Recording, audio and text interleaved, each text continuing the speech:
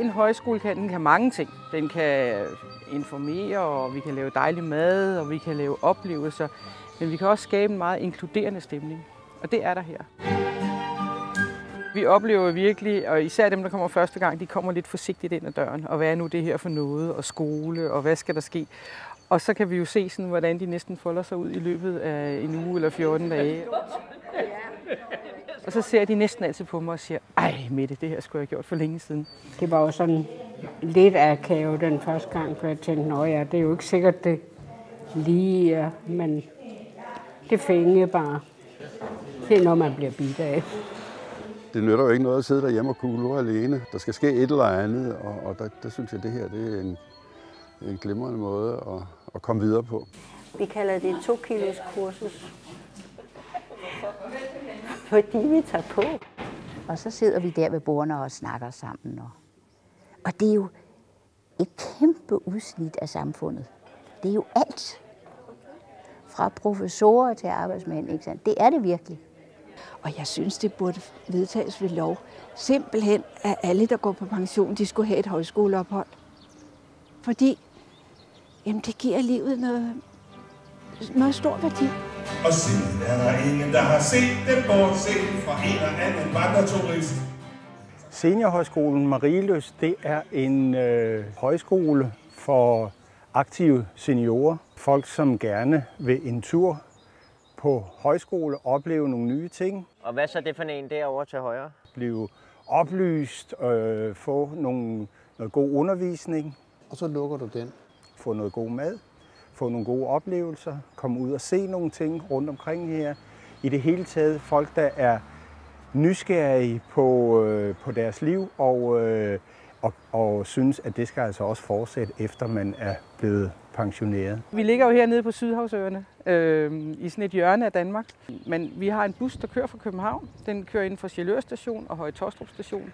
Og det er helt bevidst, den kører fra Høje Taastrup station, fordi så kan man tage toget fra Jylland, hoppe ind i vores bus, og så bliver kufferten båret ind hernede ved døren. Det er dejligt. Det er som at bo på et 5-stjernet hotel, hvor der ikke er noget at klage over.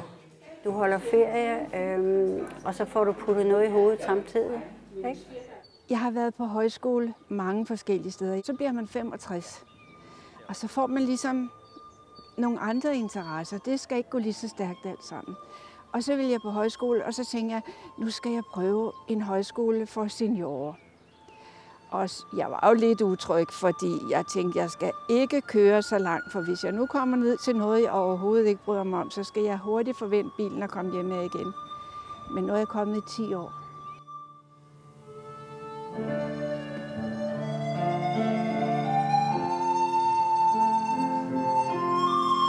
Det er jo en gammel, nedlagt firlænget gård, som i 1906 der blev den lavet om til et badehotel. Så var der danserrestaurant her, og fra 1971 har det så været seniorhøjskole. Og op igennem 70'erne er der bygget 4 værelsesfløje på, så vi nu har 60 værelser, alle sammen med eget bad og toilet.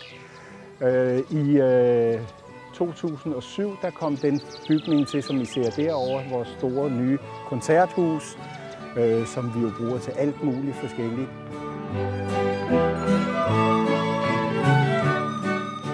Der er jo det særlige ved os, at vi er målrettet seniorer, og det kan man jo se på mange måder her. Hvis du går ind og kigger rundt herinde, så er pænt og ordentligt.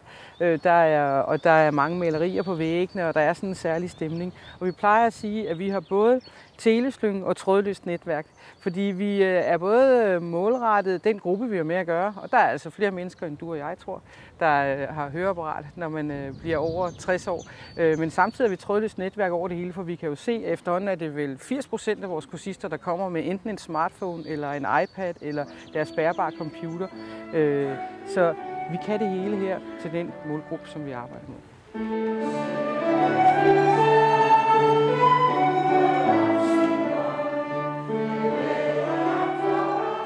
På det sted her, der har de jo den fordel, at det hele er i et plan. Der er ikke en trappe, man skal gå på, og man behøver ikke komme udenfor, hvis man ikke har lyst til det, fordi alle værelser ligger også i forbindelse med bygningen.